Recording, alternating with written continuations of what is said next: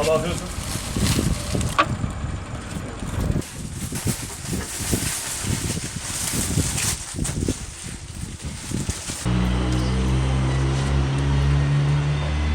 Buyurun efendim. Afiyet olsun. Sağ ol. Teşekkürler, iyi günler. Buyurun, afiyet olsun.